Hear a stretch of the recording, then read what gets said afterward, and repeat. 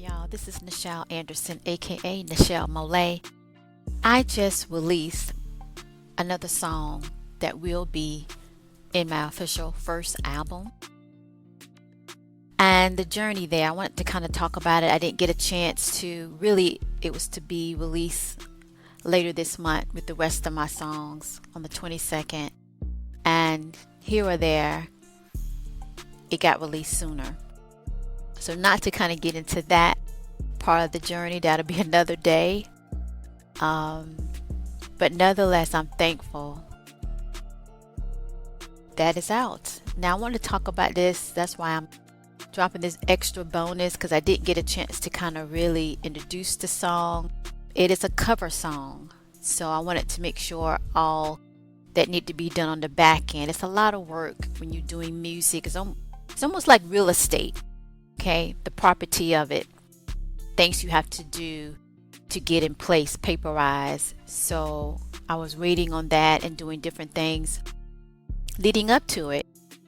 And I want to talk about it because it's my heart. So if I start crying, it is what it is. I thought about that. What if I start crying? Because it touched on a lot of my journey and what I've been through and the lessons I learned, and also an understanding about love. And the song, the music is mostly instrumental. It's Moments in Love by Art of Noise, and it's a part of my journey. So when I finally got to clear, y'all, I cried. Jesus. So I have to talk about it. I didn't get a chance to give it the proper introduction. The next thing I know, I got word that it's going live. It might hold to the 22nd. And today I found out that no, it's live, and I didn't get to give it the introduction. It is the most beautiful creation of music of my journey. So I'm crying, and usually I don't, but hell with it. This is my journey. So I have to tell you the backdrop of it. And one day I hope to meet the group of Art of Noise one day to say thank you. They created it. They had different versions of it. When I had to go and make sure I read the paperwork right or what have you, I learned a lot. So, but by the time, I learned about it, they call it the Quiet Storm. So at midnight it would play. And it was the long version. It was like 12 minutes. And then it went to 10 and 7. And for whatever reason, I stopped hearing that. So later on when I was in college, I think I heard like a few times. But after that, when I returned back to the city where I grew up in, it was one day. And I had left work and I was at the intersection, I should say. It was at 5 p.m. Right after 5 p.m. They played it.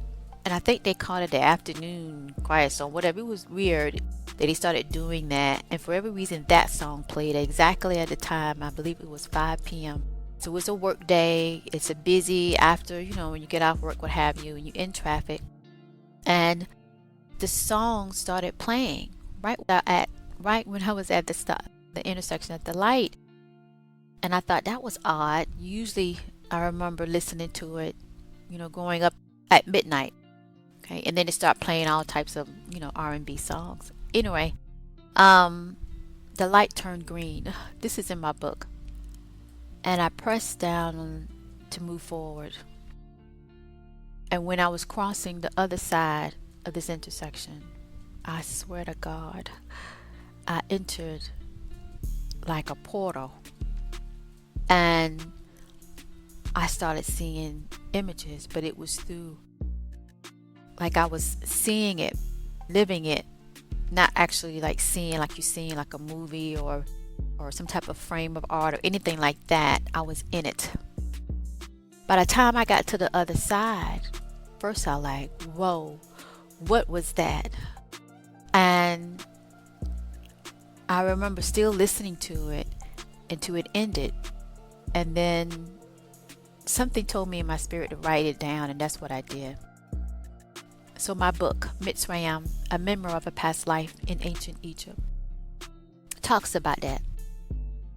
And I wrote it down what I remember. That's that scene. And then they started playing it, of course, continuously every time around that time when I got off work. So it allowed me to continue to see these flashbacks of memories. It was so real to the point that I had to put it. It wouldn't stop until I wrote it down. So then it told me that was my soul telling me, these are memories. It will only stop if I talk about it, and that's through writing. And then it felt like it was like could be a movie, except these are memories. Okay, coming back. Think of it this way, like maybe 5 years ago, 10 years ago, whatever song that you kept listening to, it captures you and it holds that time what you was experiencing. Now into the future, all of a sudden you hear the song again, and what comes play in your mind? That memory of what you experienced before, except you listening to the music now, right today, but what you're seeing and what you connect with, how you felt, who you talked to, what happened, was several years ago. Well, for me, it was 7,000 years ago. I'm being real with you, okay? And from that moment on, and let me add this too, I noticed that when I just tried to write out these memories, which I learned later that this is enough to put into a book. See, this is how deep my book goes. That's why I keep pushing it. That's why my dream is still what it is, so it to become a film, because I like, these are memories, but it's almost like it's meant to be a film. That's how deep it goes. That's how my dream has been kept on all this time. That's how powerful things that are connected, that are in sync. Call it synchronicity. I'm gonna mess it up. I'm Southern. When things just happen for a reason, it connects. It's like numbers do. At any rate, I learned that I could not complete writing everything out unless I played this song, Moments in Love by Art of Noise. And when I played it, I mean, I was typing so fast. I was writing out so fast. I never at that time wrote a book before. So by the time I got to like 50 something pages, I remember asking someone at work, like, can you read this? What do you think?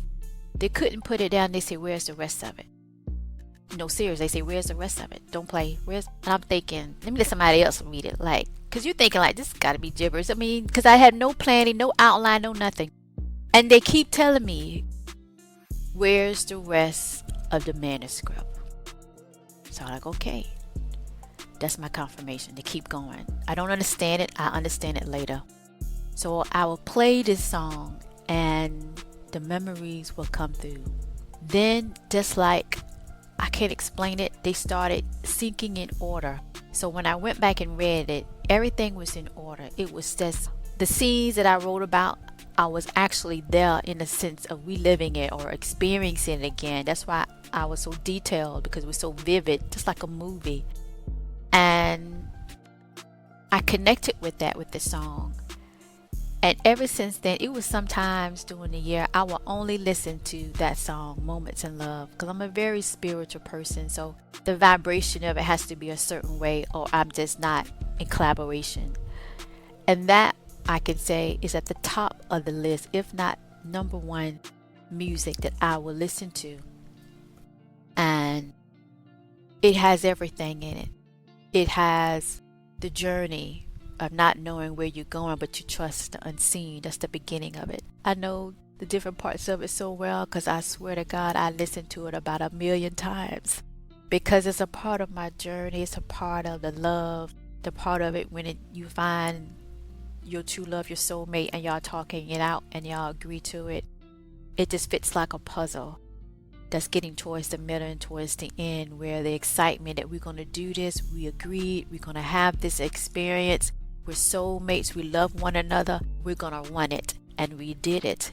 And it has all that part. And then the part that when you make it to the other side, you're holding hands and you're hugging and kissing, what have you, and you get the reward of what the true vibration of love is, which is a healthy love. And then that's when they would play the rain, and you hear the rain at the end. Those are the tears of the journey. So I love that song, y'all. So when I said I'm going to, what are the songs I want to put on this album? And I swear it's like, oh my gosh, could I even do it? I said a prayer, but I really would love the opportunity. And that's what I did. I did a cover song for Moments in Love. But I swear to you, it was as if it was meant to be, that I was able to find that song, to connect to it. If I can recognize that, because that's the song that opened up the memories for me, for my soul to write that book.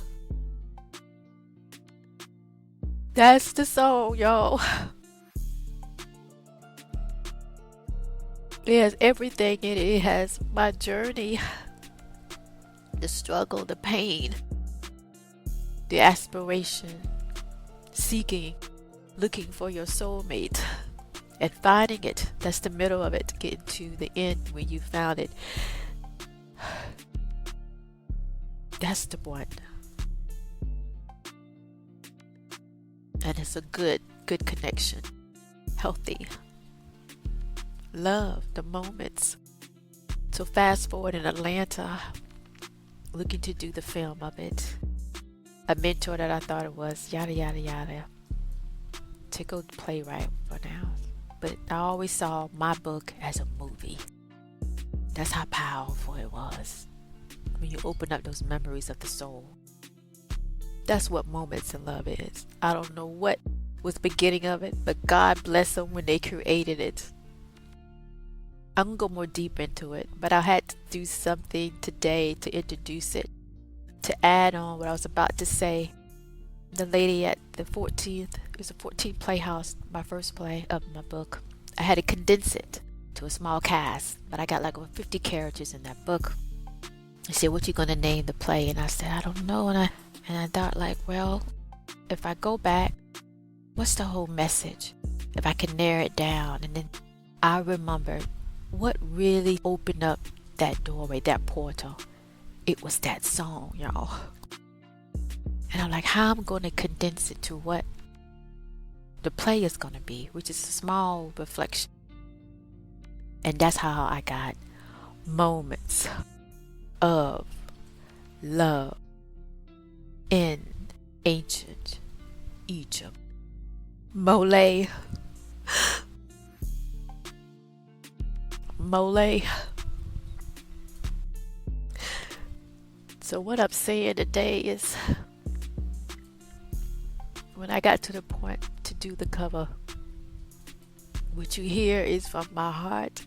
What you hear is from my soul. True love do exist. Now we just gotta find who that is. But life will show you. Things will be in place that no other key can unlock. That's what happened that day when I went forward and that song played at a really different time, because it was time for me to remember. And I played that song over and over and over these years. I just adore it. And one day I can give the creators of it such a big hug that they didn't say no, we go, and they just created this masterpiece of soul memories. That's what they created. God bless them. Because it was no other music that I could see those images of my book. Then I fast forward. I have a podcast show. I'm still pushing the dream for a film. But that's the power of music. It takes you back in time. It opens up that portal. It lets you to remember who you are, why you are here, and who is your soulmate, who is your soul family, who really love you, all in the presence of God. So this I wanted to be particular because it's really no singing. It's just a chorus saying the title of the song. Look how that is. Wow. And I just wanted to do my very best. And when I heard it, y'all, I cried. Because it goes deep. It goes deep. The moments. Being in love. The moments of your dream. The moments of what the life journey is.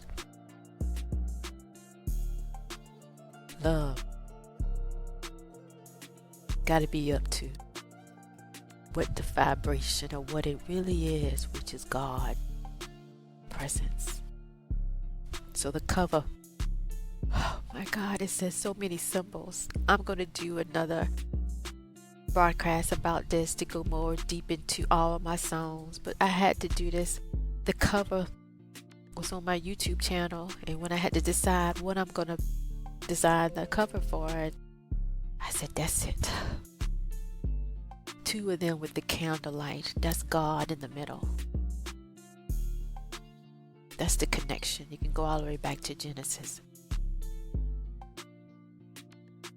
That's the balance. That's what love is. And it matched to me about my album and my message of my journey. Love, real love,